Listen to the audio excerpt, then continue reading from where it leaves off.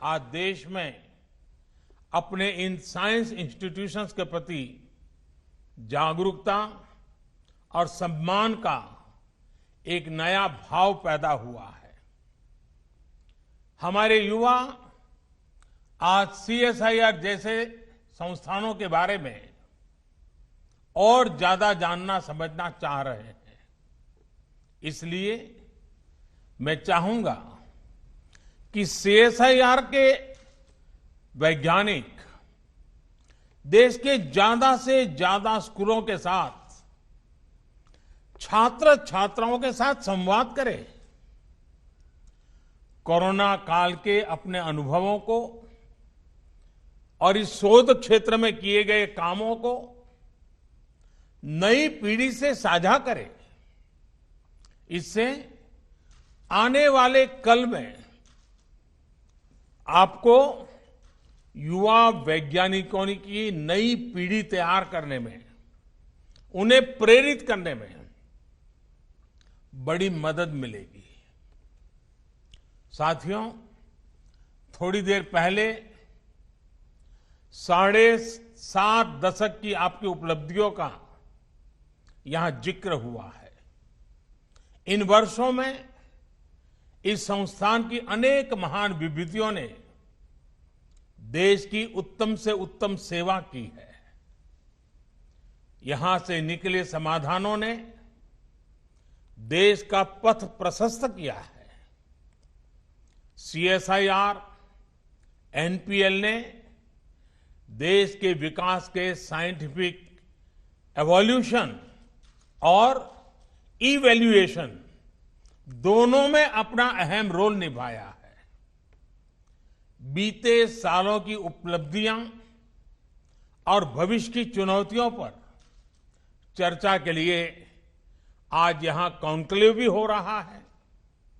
साथियों, आप जब पीछे देखते हैं तो आपकी शुरुआत गुलामी से बाहर निकले भारत के नवनिर्माण के लिए की गई थी। समय के साथ आपकी भूमिका में और विस्तार हुआ है। अब देश के सामने नए लक्ष्य हैं, नई मंजिलें भी हैं। देश वर्ष 2022 में अपनी स्वतंत्रता के 75 वर्ष पूरे कर रहा है। वर्ष 2047 में 2047 में हमारी आजादी के 100 वर्ष होंगे। इस टाइम पीरियड में हमें आत्मनिर्भर भारत के नए संकल्पों को ध्यान में रखते हुए नए मानकों, नए पैमानों, न्यू स्टैंडर्ड्स, न्यू बेंचमार्क्स को गढ़ने की दिशा में आगे बढ़ना ही है। साथियों, सीएसआईआर एनपीएल तो भारत का एक प्रकार से टाइम कीपर है, यानी भारत के समय की देखरेख व्यवस्था आपके ही जिम्मे है। जब समय की जिम्मेदारी आपकी है तो समय का बदलाव भी आपसे ही शुरू होगा।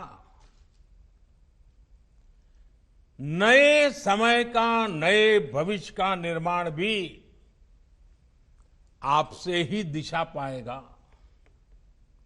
साथियों, हमारा देश दशकों से क्वालिटी और मेजरमेंट के लिए विदेशी स्टैंडर्ड्स पर निर्भर रहा है, लेकिन इस दशक में भारत को अपने स्टैंडर्ड्स को नई ऊंचाई देनी होगी।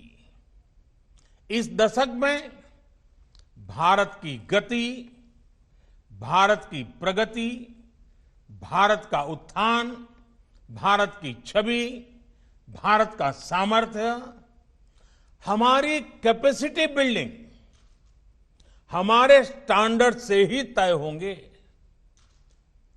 हमारे देश में सर्विसेज की क्वालिटी हो, सरकारी सेक्टर या फिर प्राइवेट सेक्टर में, हमारे देश में प्रोडक्ट्स की क्वालिटी हो, चाहे सरकार बनाए या प्राइवेट सेक्टर, हमारे क्वालिटी स्टैंडर्ड्स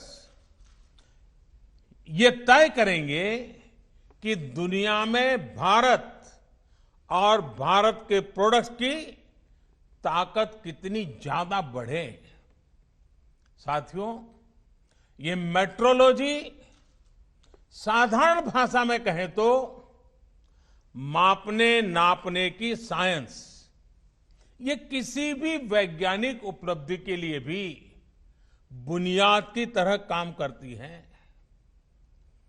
कोई भी रिसर्च माप और नाप के बिना आगे नहीं बढ़ सकती।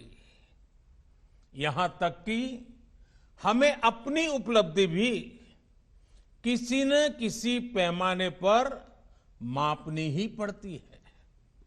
इसलिए मेट्रोलॉजी मॉडर्निटी की आधारशिला है।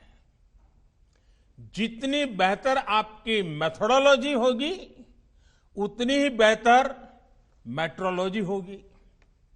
और जितनी विश्वसनीय मेट्रोलॉजी जिस देश की होगी, उस देश की विश्वसनीयता दुनिया में उतनी ही ज्यादा होगी। मेट्रोलॉजी हमारे लिए मिरर की तरह होती है। दुनिया में हमारे प्रोडक्ट्स कहां स्टैंड कर रहे हैं, हमें क्या सुधार की जरूरत है, ये पहचान, ये सेल्फ इंट्रोस्पेक्शन मेट्रोलॉजी से ही तो संभव होता है। इसलिए आज जब देश आत्मनिर्भर भारत का अभियान, इसका संकल्प लेकर के आगे बढ़ रहा है, तो हमें याद रखना है कि इसका लक्ष्य क्वांटिटी भी है, लेकिन साथ साथ क्वालिटी भी उतनी ही महत्वपूर्ण है। यानी स्केल भी बढ़े और साथ साथ स्टैंडर्ड भी बढ़े। हमें दुनिया को केवल भारतीय उत्पादों से भरना नहीं है, ढेर नहीं खड़े कर रहे हैं। हमें भारतीय उत्पादों को खरीदने वाले हर एक कस्टमर का दिल भी जीतना है और दुनिया के हर कोने में दिल जीतना है। मेड इन इंडिया की न केवल ग्लोबल डिमांड हो, बल्कि ग्लोबल एक्सेप्टेंस भी हो, ये हमें सुनिश्चित करना है। हमें ब्रांड इंडिया को क्वालिटी, क्रेडिबिलिटी के मजबूत स्तंभों पर और मजबूत बनाना है। साथियों, मुझे खुशी है कि भारत अब इस दिशा में तेजी से आगे बढ़ रहा है। आज भारत दुनिया के उन देशों में है जिनके पास अपना नेविगेशन सिस्टम है। नाविक से भारत ने ये उपलब्धि हासिल करके दिखाई है। आज इसी और एक और कदम बढ़ा है। आज जिस भारतीय निर्देशक द्वारा लोकार्पण किया गया है, यह हमारे उद्योग जगत को क्वालिटी प्रोडक्ट्स बनाने के लिए प्रोत्साहित करेगा। अब food, edible oils, minerals, heavy metals, pesticide, pharma और टेक्सटाइल, ऐसे अनेक क्षेत्रों में अपने सर्टिफाइड रेफरेंस मटेरियल सिस्टम को मजबूत करने की तरफ हम तेजी से आगे बढ़ रहे हैं। अब हम उस स्थिति की तरफ बढ़ रहे हैं जहां इंडस्ट्री रेगुलेशन सेंट्रिक अप्रोच के बजाय कंज्यूमर ओरिएंटेड अप्रोच की तरफ बढ़ें। इन नए मानकों से देश भर के जिलों में वहां के लोकल प्रोडक्ट को ग्लोबल पहचान दिलाने का अभियान है। उसको बहुत लाभ मिलेगा। इससे हमारे एमएसएमई सेक्टर को विशेष लाभ होगा, क्योंकि बाहर की जो बड़ी मैन्युफैक्चरिंग कंपनियां भारत आ रही हैं, उनको यहीं पर इंटरनेशनल स्टैंडर्ड्स की लोकल सप्लाई चेन मिलेगी। सबसे बड़ी बात, नए मानकों से एक्सपोर्ट और इंपोर्ट दोनों की क्वालिटी सुनिश्चित होगी। इससे भारत के सामान्य उपभोक्ता को भी अच्छा सामान मिलेगा, एक्सपोर्टर की परेशानी भी कम होगी। यानी हमारा प्रोडक्शन, हमारे प्रोडक्ट्स क्वालिटी में जितने बेहतर होंगे, उतनी ही ताकत देश की अर्थव्यवस्था को मिलेगी। साथियों, अतीत से लेकर वर्तमान तक आप कभी भी देखें, जिस देश ने साइंस को जितना आगे बढ़ाया है, वो देश उतना ही आगे बढ़ा है। ये साइंस, टेक्नोलॉजी और इंडस्ट्री का वैल्यू क्रिएशन साइकिल है।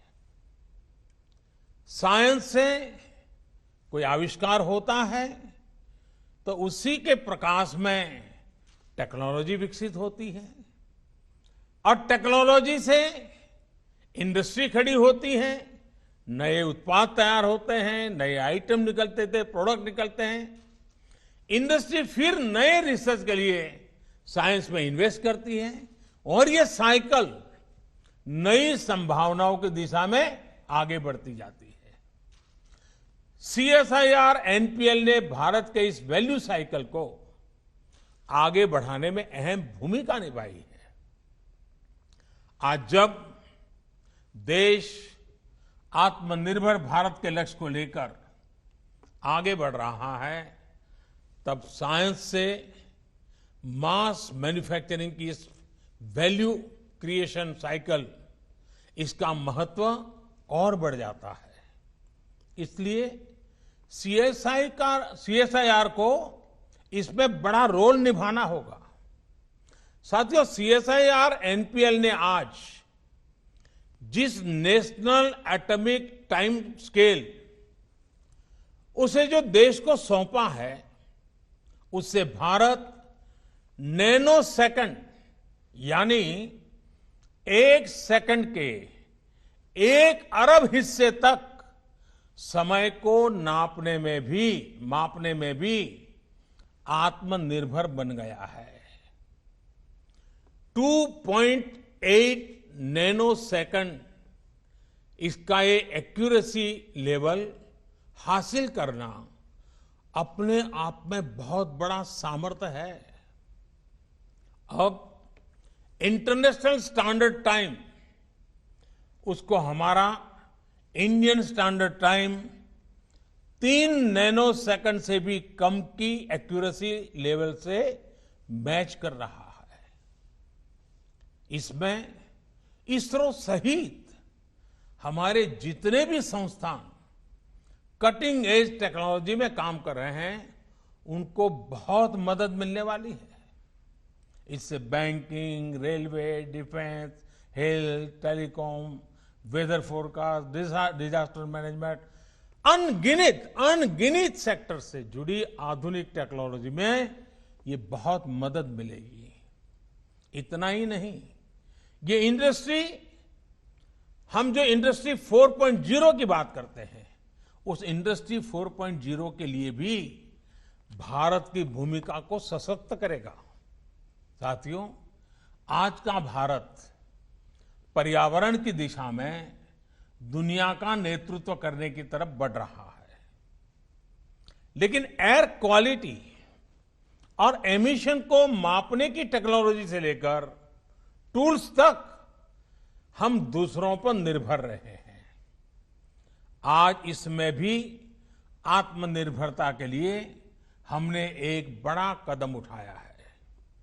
इससे भारत में प्रदूषण से निपटने के लिए ज्यादा सस्ते और प्रभावी सिस्टम तो विकसित ही होंगे, साथ में एयर क्वालिटी और एमिशन से जुड़ी टेक्नोलॉजी के ग्लोबल मार्केट में भी भारत की हिस्सेदारी बढ़ जाएगी। हमारे वैज्ञानिकों के ही सतत प्रयासों से भारत आज ये उपलब्धि हासिल कर रहा है। साथियों, किसी भी प्रगतिशील समाज में रिसर्च जीवन का एक सहज स्वभाव भी होता है और सहज प्रक्रिया भी होती है। रिसर्च के प्रभाव कॉमर्शियल भी होते हैं, सोशल भी होते हैं और रिसर्च हमारे ज्ञान को, हमारी समझ को विस्तार देने के लिए भी काम आती है। कई बार रिसर्च करते समय यह अंदाजा नहीं होता है कि फाइनल गोल के अलावा भी वो और किस दिशा में जाएगी, भविष्य में वो और किस काम आएगी। लेकिन इतना तय है कि रिसर्च ज्ञान का नया अध्याय कभी भी व्यर्थ नहीं जाता है। हमारे यहां शास्त्रों में जैसे कहा है ना, आत्मा कभी मरती नहीं है। मैं मानता हूं रिसर्च भी कभी मरती नहीं है। इसलिए मैं ऐसे कितने ही उदाहरण हैं, फादर ऑफ जेनेटिक्स मेंडल के काम को पहचान कब मिली? उनके जाने के बाद मिली। निकोला टेस्ला के काम का पोटेंशियल भी काफी बाद में दुनिया पूरी तरह समझी। कई रिसर्च हम जिस दिशा में, जिस उद्देश्य के लिए कर रहे होते हैं वो पूरा नहीं होता, लेकिन वही रिसर्च किसी दूसरे सेक्टर में पाथ ब्रेकिंग हो जाती है। उदाहरण के तौर पर देखिए, जगदीश चंद्र बोस जी ने कोलकाता के प्रेसिडेंसी कॉलेज में माइक्रोवेव के सिद्धांत को प्रस्तुत किया था। सर बोस उनके कॉमर्शियल इस्तेमाल की दिशा में नहीं बढ़े, लेकिन आज रेडियो कम्युनिकेशन सिस्टम उसी सिद्धांत पर खड़ा है। विश्व युद्ध के समय जो रिसर्च युद्ध के लिए था या सैनिकों को बचाने के लिए हुई, बाद में उन्होंने ही अलग अलग सेक्टर्स को रिवोल्यूशनाइज कर दिया। ड्रोन्स भी पहले युद्ध के लिए ही बनाए गए थे, लेकिन आज ड्रोन से फोटोशूट भी हो रहा है और सामान की डिलीवरी भी हो रही है। इसलिए आज ये जरूरी है कि हमारे वैज्ञानिक, हमारे खासकर युवा वैज्ञानिक रिसर्च के क्रॉस यूटिलाइजेशन की हर संभावना को एक्सप्लोर करें। उनके सेक्टर से बाहर उनकी रिसर्च को कैसे प्रयोग हो सकता है, ये सोच हमेशा रहनी चाहिए। साथियों, आपकी छोटी सी रिसर्च कैसे दुनिया का भविष्य बदल सकती है, कई उदाहरण हैं दुनिया में। अगर बिजली का उदाहरण ले ले, आज जीवन का कोई ऐसा हिस्सा नहीं है, कोई पहलू नहीं है जहां बिजली के बिना गुजारा हो सके। ट्रांसपोर्टेशन हो, कम्युनिकेशन हो, इंडस्ट्री हो या फिर रोजमर्रा का जीवन, सब कुछ बिजली से जुड़ा हुआ है। एक सेमीकंडक्टर के आविष्कार ने दुनिया इतनी बदल गई है। एक डिजिटल क्रांति ने हमारे जीवन को कितना एनरिच कर दिया है। ऐसी कितनी ही संभावनाएं इस नए भविष्य में हमारे युवा रिसर्चर के सामने पड़ी है। आने वाला भविष्य आज से बिल्कुल अलग होगा और इस दिशा में वो एक रिसर्च, वो एक आविष्कार आप ही को करना है। पिछले 6 सालों में देश ने इसके लिए नए सिरे से फ्यूचर रेडी इकोसिस्टम बनाने की दिशा में काम किया है। आज भारत ग्लोबल इनोवेशन रैंकिंग में दुनिया के टॉप 50 देशों में पहुंच गया है। देश में आज बेसिक रिसर्च पर भी जोर दिया जा रहा है और peer reviewed science and engineering publications की संख्या में भारत दुनिया के टॉप 3 देशों में है। आज भारत में इंडस्ट्री और इंस्टीट्यूशंस के बीच कोलैबोरेशन भी मजबूत किया जा रहा है। दुनिया की बड़ी बड़ी कंपनियां भी भारत में अपने रिसर्च सेंटर और फैसिलिटीज स्थापित कर रही है। बीते वर्षों में इन फैसिलिटीज की संख्या भी बहुत ज्यादा बढ़ी है। इसलिए साथियों, आज भारत के युवाओं के पास रिसर्च और इनोवेशन में असीम संभावनाएं हैं। लेकिन आज हमारे लिए जितना इनोवेशन क्रिटिकल है, उतना ही महत्वपूर्ण है इनोवेशन को इंस्टीट्यूशनलाइज करना। ये कैसे हो, इंटेलेक्चुअल प्रॉपर्टी की सुरक्षा कैसे हो, ये भी आज हमारे युवाओं को सिखाना है। हमें ये याद रखना है कि हमारे जितने पेटेंट्स होंगे उनकी यूटिलिटी हमारे इन पेटेंट्स की होगी। हमारी रिसर्च जितने सेक्टर्स में लीड करेगी उतनी ही आपकी पहचान मजबूत होगी, उतना ही ब्रांड इंडिया मजबूत होगा। हम सबको कर्मण्येवाधिकारस्ते मां फलेषु कदाचन के मंत्र से ऊर्जा लेकर कर्म में जुटे रहना है। और शायद इस मंत्र को जीवन में अगर किसी ने उतारा है तो मुझे हमेशा लगता है साइंटिस्टों ने उतारा हुआ है। उनका यही मन रहता है, वो लेबोरेटरी में एक ऋषि की तरह तपस्या करते रहते हैं और कर्मण्येवाधिकारस्ते मां फलेषु कदाचन, कर्म करते रहो, फल मिले या न मिले वो लगा रहता है। आप सिर्फ भारत की साइंस और टेक्नोलॉजी के एक कर्मयोगी नहीं है, बल्कि आप 130 करोड़ से ज्यादा भारतीयों की आशा और अपेक्षाओं की पूर्ति के भी साधक है। आप सफल होते रहें, इसी कामना के साथ आपको नए साल की फिर से बहुत बहुत शुभकामनाएं देता हूं। बहुत बहुत धन्यवाद। धन्यवाद प्रधानमंत्री जी आपका।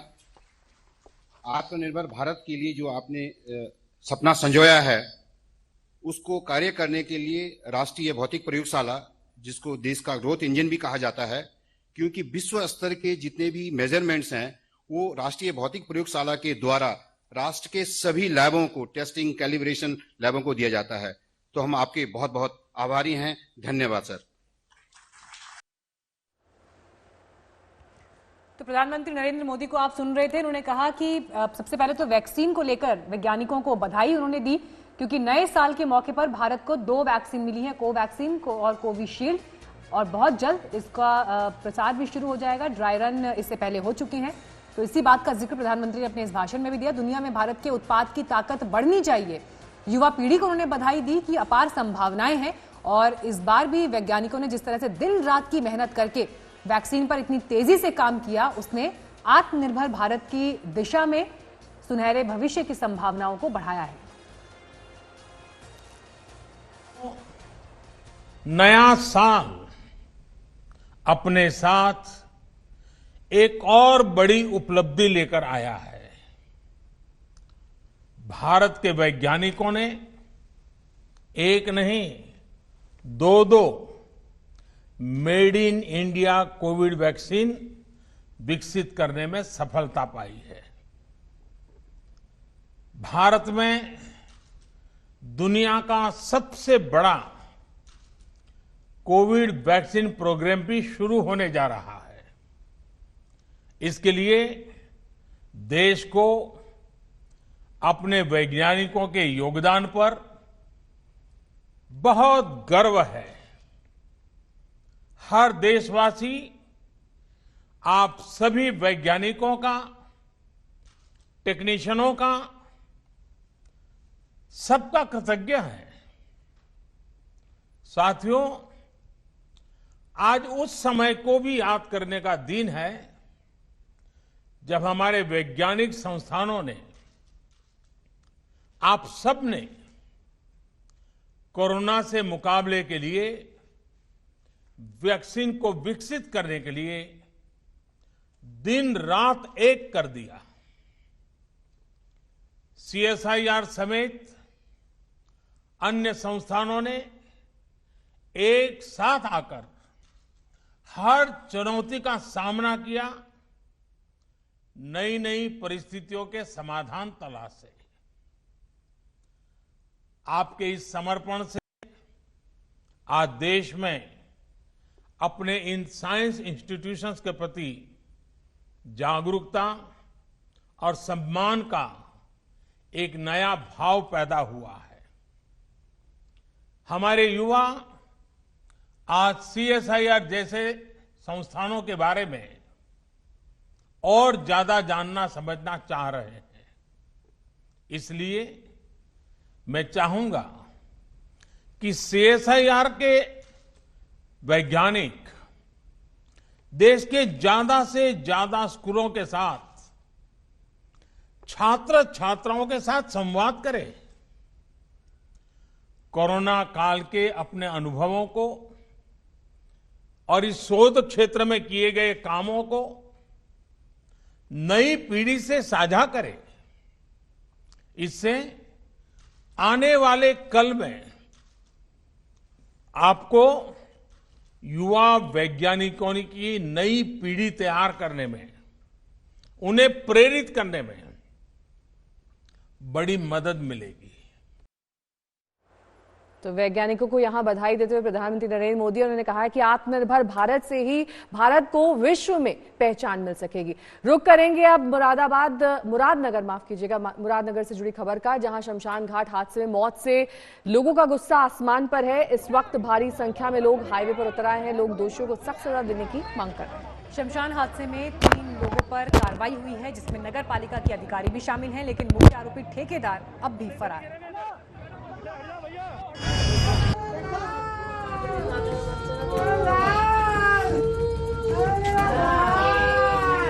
हादसे पर हंगामा, मौत के खिलाफ लोगों का गुस्सा 7वें आसमान पर है। लोग सड़कों पर उतर आए हैं, नारेबाजी पर उतारू हो गए हैं, इंसाफ की मांग करने लगे, दोषियों को सजा देने की आवाज उठने लगी है। मुरादनगर हादसे में अब तक 25 लोगों की जान चली गई है। सिर्फ 4 महीने पहले बना शेड भरभरा कर ऐसा गिरा कि चीख पुकार मच गई। इस लापरवाही में अब तक 3 लोग नप गए हैं। नगर पालिका अधिकारी गिरफ्तार, जूनियर इंजीनियर गिरफ्तार, सुपरवाइजर गिरफ्तार। ये वो लोग हैं जिनकी लापरवाही से इतने लोगों की मौत हो गई। गिरफ्तार लोगों में निहारिका सिंह, ईओ मुरादनगर नगर पालिका, चंद्रपाल जूनियर इंजीनियर, आशीष सुपरवाइजर। शमशान घाट में शेड के निर्माण की कॉन्ट्रैक्ट कॉपी आज तक के पास मौजूद है। इनमें 60 दिन के अंदर शेड का काम खत्म करने का आदेश था, जिसपे नगर पालिका की ईओ निहारिका सिंह का हस्ताक्षर है। मुख्य आरोपी ठेकेदार अजय त्यागी अब भी फरार है। उसकी तलाश में पुलिस की 4 टीमें छापेमारी कर रही हैं। कल जो मुरादनगर में घटना हुई थी, उसके संबंध में मुरादनगर थाने पर एफआईआर पंजीकृत हुई थी। उसमें 3 लोगों को, जिसमें ईओ निहारिका सिंह है, जूनियर इंजीनियर चंद्रपाल और आशीष सुपरवाइजर, इन तीनों लोगों को गिरफ्तार किया गया है और जेल भेजा जा रहा है। आगे की विधिक कार्रवाई इसमें की जा रही है। लोग हैरान है कि 4 महीने पहले बना शेड कैसे गिर गया। जिस शेड को धूप बारिश से बचाने के लिए बनाया गया, वही जान पर बन आई। 3 महीने पहले ही लोग घटिया माल लगाने की शिकायत कर रहे थे, लेकिन किसी ने इस तरफ ध्यान नहीं दिया। इसी बिल्डिंग के नीचे लोग अंतिम संस्कार में शामिल होने के लिए खड़े थे। चूंकि बारिश काफी ज्यादा तेज थी, पुजारी ने कहा कि अब चूंकि अंतिम संस्कार की प्रक्रिया जो है वो पूरी होने वाली है, कुछ देर लोग मौन धारण करें और आत्मा को शांति दें। उसी दौरान जो ये हिस्सा था ये भरभरा कर गिर गया, जिसमें 40 लोग इसी जो मलबे के नीचे है वो दब गए। एक एक करके रेस्क्यू ऑपरेशन चलाया गया। हादसा कल दोपहर हुआ। लोग अपने परिजन के अंतिम संस्कार के लिए शमशान घाट पहुंचे थे।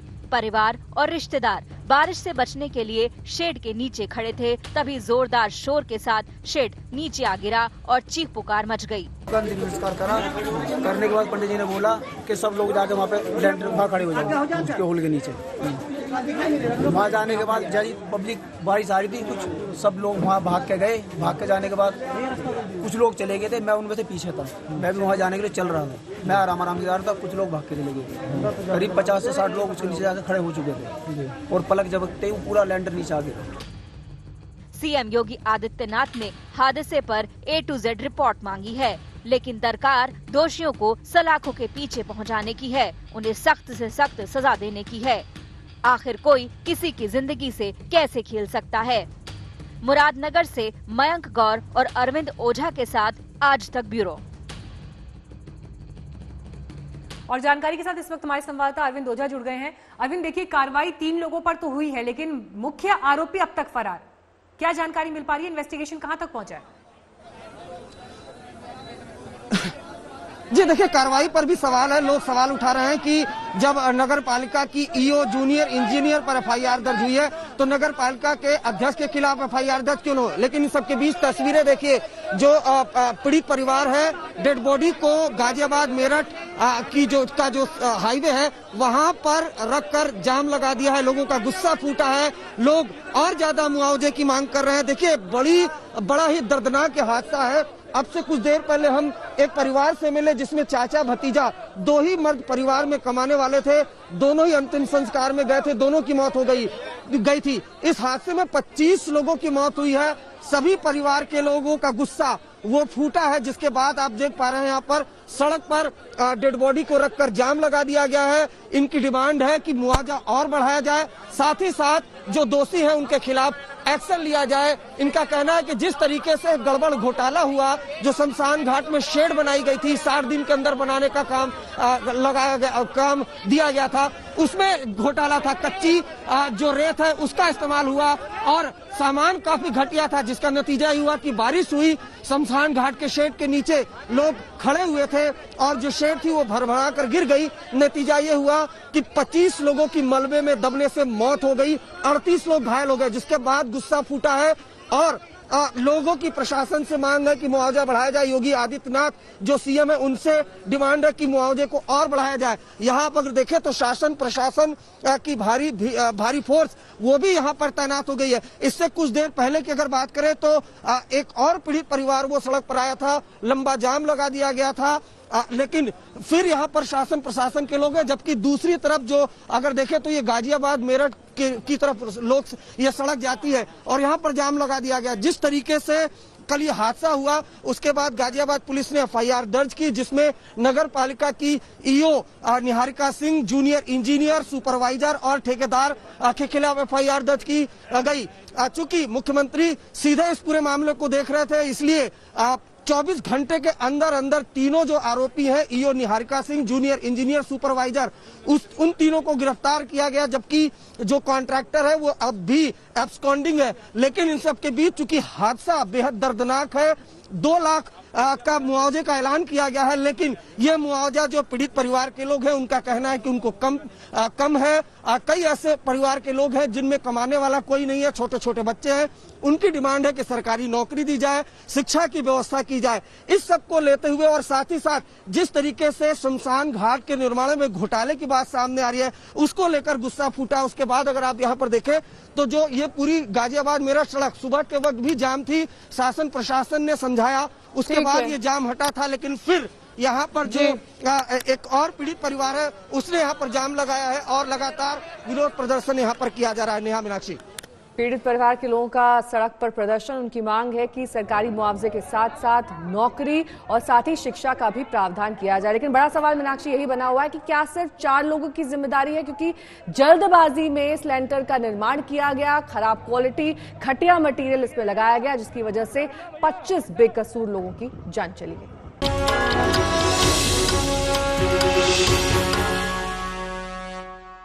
उत्तर भारत के कई इलाकों में आज भी भारी बारिश का अनुमान है। पंजाब, हरियाणा समेत 3 पहाड़ी राज्यों में जोरदार बारिश का अलर्ट है। 2-3 दिनों तक बारिश के दौर के बाद फिर से शीतलहर का प्रकोप शुरू हो जाएगा, यानी सर्द आफत का फिलहाल कोई अंत नहीं।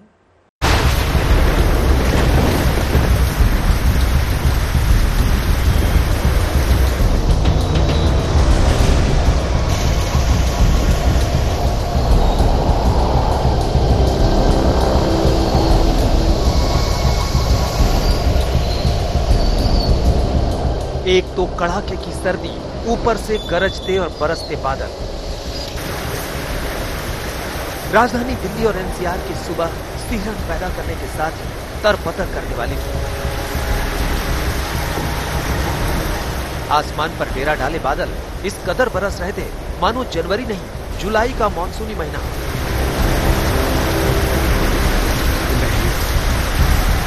सुबह सुबह शुरू हुई बरसात रुक रुक कर पूरे दिन जारी रही। दिल्ली हो या उसके आसपास के इलाके, हर तरफ मौसम की मार पड़ रही थी।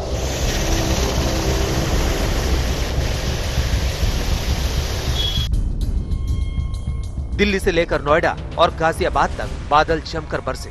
सुबह के 5 बजे शुरू हुई बारिश कुछ देर के लिए थमने के बाद फिर से बरस जाती। कुछ इसी तरह वो शाम तक जारी रही और बादलों ने भी डेरा जमाए रखा। कड़ाके की ठंड के बीच हुई बारिश ने मुसीबत बढ़ा दी।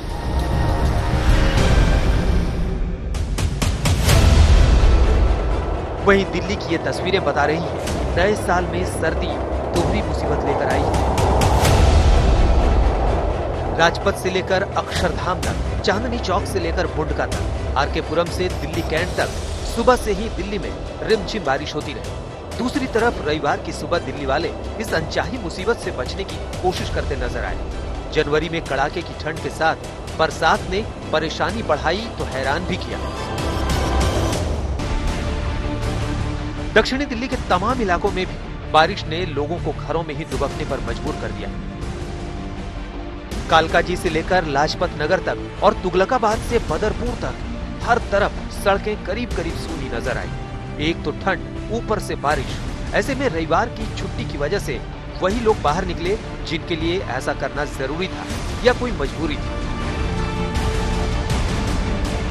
मौसम विभाग के मुताबिक बारिश की वजह से न्यूनतम तापमान थोड़ा बढ़ गया है। सफदरजंग में न्यूनतम तापमान 9.9 डिग्री सेल्सियस दर्ज किया गया। वहीं 25 मिलीमीटर बारिश हुई है। पालम में न्यूनतम तापमान 11.4 डिग्री दर्ज किया गया है, जबकि वहां 18 मिलीमीटर बारिश रिकॉर्ड की गई। लेकिन बढ़े हुए तापमान के बावजूद बारिश ने राहत कम दी और मुसीबत ज्यादा बढ़ा दी।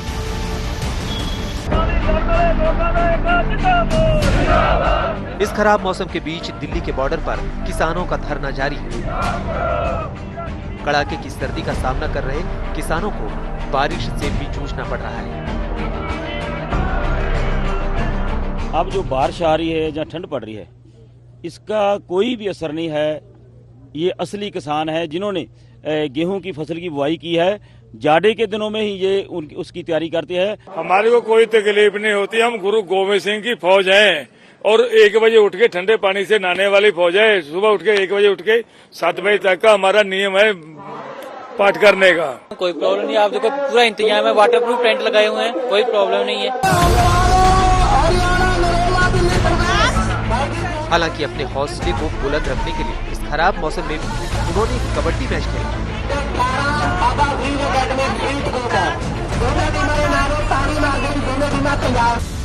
इस बीच मौसम विभाग ने चेताया है कि अगले 4 दिन दिल्ली पर भारी पड़ेंगे। उसने पहले भी इसकी चेतावनी दी थी, जो सच साबित होती दिख रही है।